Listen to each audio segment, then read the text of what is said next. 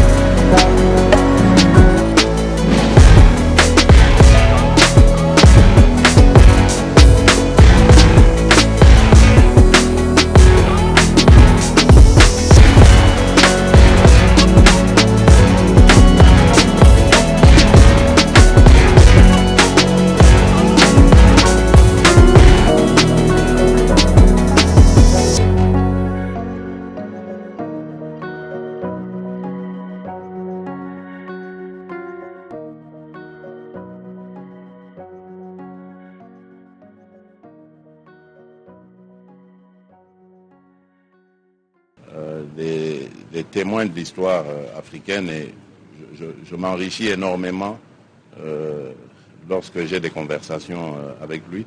Tout à l'heure, j'ai réagi lorsqu'il parlait de Lumumba, enfin du discours du 30 juin.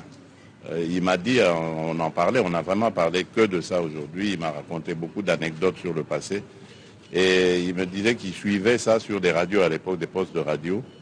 Et ils étaient à même le sol, couchés à même le sol, pour suivre ce qui se passait ici à Kinshasa. Et me savoir aujourd'hui, faisant partie de cette histoire, enfin du prolongement de cette histoire, mais c'est un grand honneur. Moi, je remercie Dieu, le maître des temps et des circonstances, qui a permis que je joue aussi ma partition. Mais vraiment, en toute modestie, je n'ai tout l'honneur et surtout pour la famille. Il faudrait vraiment leur rendre hommage parce que ce sont eux qui ont déclenché en fait ce processus. Merci aussi à la Belgique qui a entériné, qui a joué aussi le jeu. Moi, je n'ai fait qu'être une sorte de maillon entre la famille et l'État belge. Donc, je me suis retrouvé, on va dire, au bon moment, au bon endroit. Les Rwandais sont entrés dans notre armée. J'ai entendu ici quelqu'un dire que le Congo a la première responsabilité de protéger ses frontières et de protéger sa population. D'accord, nous sommes d'accord. Mais qui nous a dit d'intégrer des Rwandais dans notre armée? cette même communauté internationale. Chaque fois qu'il y a une petite rébellion, on dit « Ah, il faut négocier ». Et puis en négociant, vous devez inclure les gens dans l'armée. Et ce monde venait avec leur rang autoprogrammé. Tout le monde vient, moi je suis général, moi je suis colonel, moi je suis major. On leur donne ce poste. Ils n'ont jamais une formation militaire qui justifie ces rangs-là. Mais c'est comme ça. Alors nous avons une armée qui est infiltrée. Comment voulez-vous que cette armée soit capable de vraiment protéger la population? Parce que c'est une armée qui travaille non seulement pour notre pays, mais il y a des éléments qui sont là, travaillant pour l'autre côté. Voilà donc le problème qui est très important et qu'on doit analyser et qu'on doit adresser.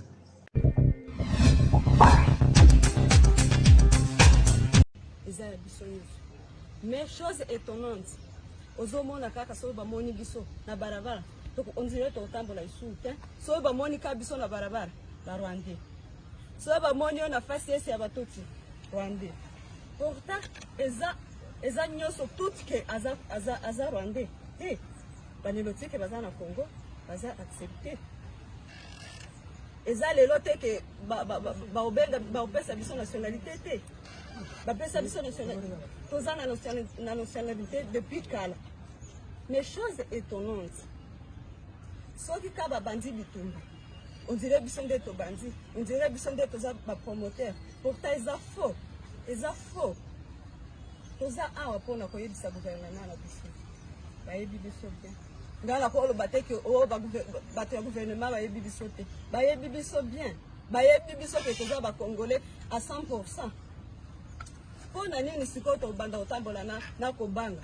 To banda otambola na barabara te. On dirait to banda ka otambola na butu. On dirait toza banyama. On dirait toza so nini na kobenga biso na yebi kutu te. Ba ede biso.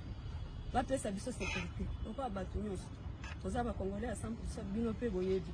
Bino pe ba journaliste boyebi. Ba limbisa biso vraiment. Ba limbisa biso. Ba longola biso na makambo wana M23. Toza M23 te. Eza tout cité qui a M23. Eza bongo te. Biso toza soutenir FARDC. Toza wana po na FARDC. Pourtant, boyebi pe ke na FARDC toza na ba officier ebele. Mais batala ka bakambo wana te. Ba mona ka biso na ke toza M23.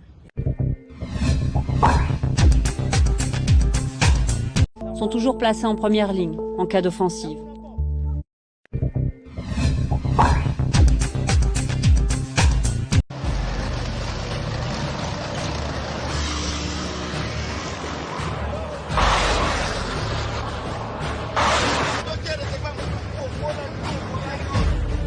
Nous, les forces armées, nous avons choisi l'armée pour vous. Nous avons laissé nos familles loin pour vous. Nous sommes blessés pour vous. Nous mourrons pour vous. Nos vies sont vendues pour vous. Nos enfants ont changé de statut. Les orphelins, nos femmes, le veuve. Pour vous, pour toi, Congolais.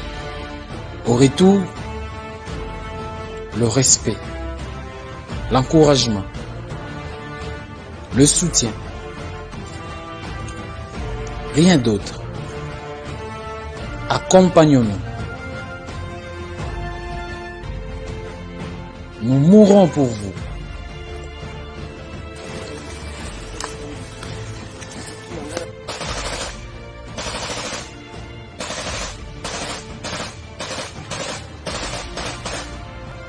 C'est pour toi que je suis devenu blessé. C'est pour toi que je laissais ma famille.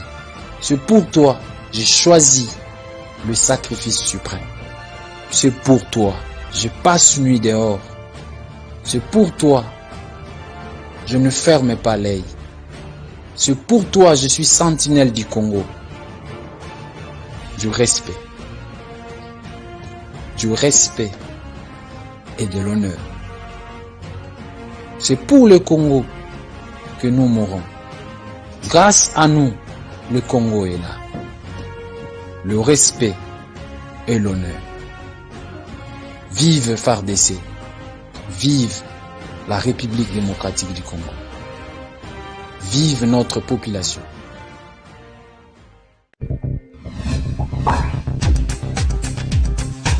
Bayeli susu bango banani société Beltesco toujours ndenge amesana ko sunga population congolaise sikoyo ayeli bino eloko ya motuya tunanga yinini ezali bongo spaghetti roni oyo bozali komona ndenge bazali ko présenter biso yango awa ezali produit moko kitoko makasi okoki kolia yango na biloko nyonso oyo olingi Thomson soso viande ya lolenge nyonso tope madesu oyo na Kinshasa tobengaka madeblo oza mobimba bana mikolo tout le monde akozala d'accord na spaghetti oyo roni esengeli koyeba ke pâte alimentaire oyo esalemi na semoule de blé ezali na elengi pe guna ndenge ya kosakana te kasi babosani bino te baye nyonso oyo pe baza batu ya ba nostalgie balela ba macaroni Beltesco acheli bino pe lisusu macaroni roni yango pe lisusu ndenge moko gu ya ndenge ya kosakana te elamba makaka ndenge moko mwa ya muke ya moto etoki oche yango na kati quelques minutes après ebeli bana ya classe ba papa na tongo va bakende musala yo pe mama soko ngo kende marché okoki ko beta yango repas moko ya 5 minutes esangisi libota mobimba pe bozali calé na journée bokoya kolia kaka na pokwa vérifiez toujours logo ya Beltesco tango ozali kosomba po ba mwifi na Kinshasa bazali ebele po yango nde ezali ba produit ya qualité supérieure oyo Beltesco a chelibino na marché to offrir bino produit kitoko o babengi spaghetti roni ezali pâte alimentaire à la semoule de blé. Pâte alimentaire à la semoule de blé oyo ezali kaka spaghetti roni oyo esengeli ko lesama na mabota na biso ba maman responsable papa responsable ba étudiant ba coopérant spaghetti ezali kaka moko ezali spaghetti roni oyo ezali la qualité supérieure oyo spaghetti oyo baleka ngo partout to zali na produit mususu babengi ya kitoko makasi babengi macaroni ya Beltesco en tout cas ngala benga ngo kaka ezala petite ya consommation na bino mikolo nyonso ya kolia macaroni roni na spaghetti roni po ezali biloko oyo ezali kotonga nzoto ezali kopesa biso nzoto makasi po toyeba ko vivre longtemps na mokili ezali cadeau signé Beltesco mwana mama yebela pona kolia biloko ya qualité il faut toujours Beltesco po yende akanga Kinshasa République démocratique du Congo mobimba uta batango ebele autre bakite Tolobi Kinshasa et l'équipe partout.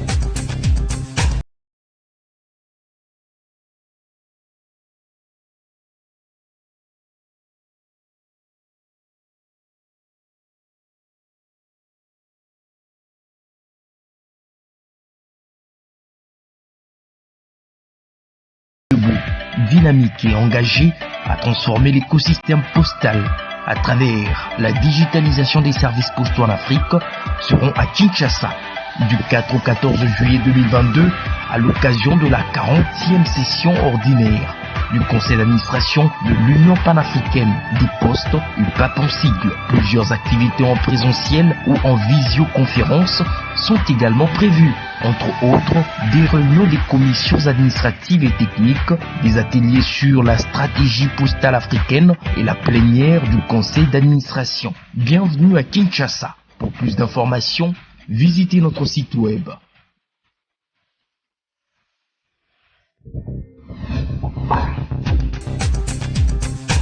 Ya liboso na koyebisa yo eza en fait nature. Quand on dit nature, eza na ba bite belé tindaka mwasi abima libanda. Za ndako libala abimi libanda. Il se peut que na ndako libala kota zali. Mobala kipaka ye dans tout.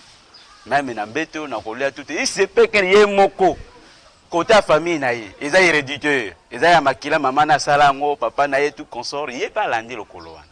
Mais ba mususu eyaka que na ndako alibala kota zali mobala maltraita kaye asala kaye tendresse te ayoka kaye te na mbetu habite na kende libanda peut-être na ko se retrouver OK donc dans tout ça pour résumer c'est la nature mais ce que je peux demander aux femmes il faut bazala vraiment na sens ya kotosaka mibaya na bango pe ya kosala bavanda ka na bota na bango bazala sérieuse et fidèle pour moi c'est ça non maman ndako moi ça ko tricher mobile na été quel que soit moi sinanu ata mobile azandumba ndenge nini moi ça ko kebima libanda ti moi ça simaka ndako na ye na prière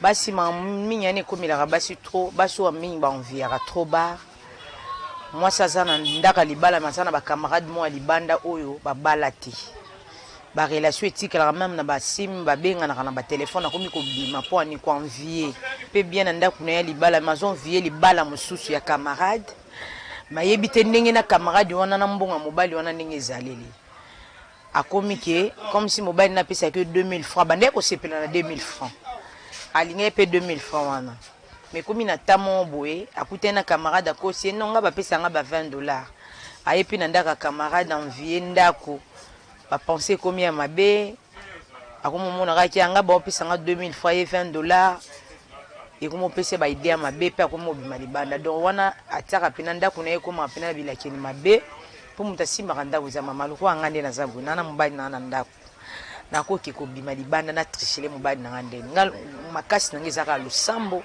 na sambela nzamba batela mobali na nganzela zo kende do eza tellement mabe na baba so basala ngo so basala ngo batika eza mabe vraiment eloko etina ka basi na kozwa ba mibali musu libana question ezaka boy soki yo ozosima ye bien te asenyo par exemple le loko yo zo pesa yete yo asenyo boy yo zo ko permettre ko pesa yete yango wana yo mona ke mobali yo aza tina na ngate ngai ifuna lukelo mobali kote mususu angona ababimaka libana ake zwa mobali kote mususu ye ozosima soki mwasi ozosima ye bien mo elama na ye mo suki ozolana ndenge azoloba ye pe azolana malobo na ye ndenge bino mibale bozokumama wana ya obima libana te mais soki ye azosenga eloko somelanga le papa yo ozosoma te somelanga savon mafuta eza te po mwasi alinga souffrance te akobimaka libanda suko par exemple ngai na bali mwasi na mwana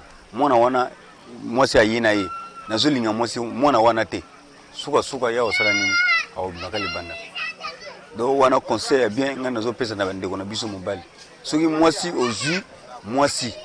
ozwi ye na mwana il faut osalisa mwana wana bango mibale na mama na ye osima bango bien aosala moye asala nini akima te mais soki yo otiki ye ozosundula mwana wana ozobokisa ye ya kozala na bolingo na yo te il faut soka asala nini abimaka libana asenga mbongo suki boye yo ozopesa ye te kolia yo ozopesa ye te ya kosala nini babesoin yo iseka omona ke mobali oyo aza na besoin na nga te suka il faut azwa mobali kote mosusu conséquence esalamaka eza ebele bon na place wana kote okei kuna bakoki koboma yo kote okoki kozwa maladi wana okoki koya kopesa yango mobali na yo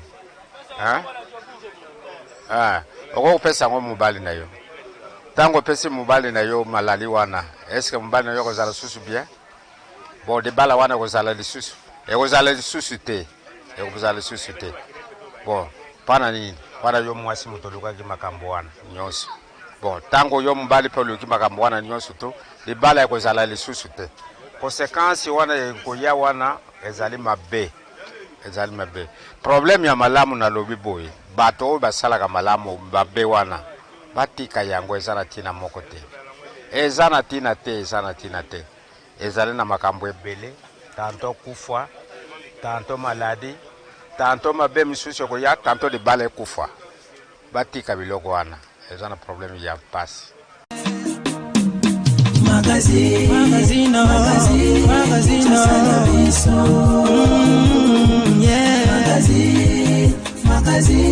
Kinshasa na biso réalité ya bana kino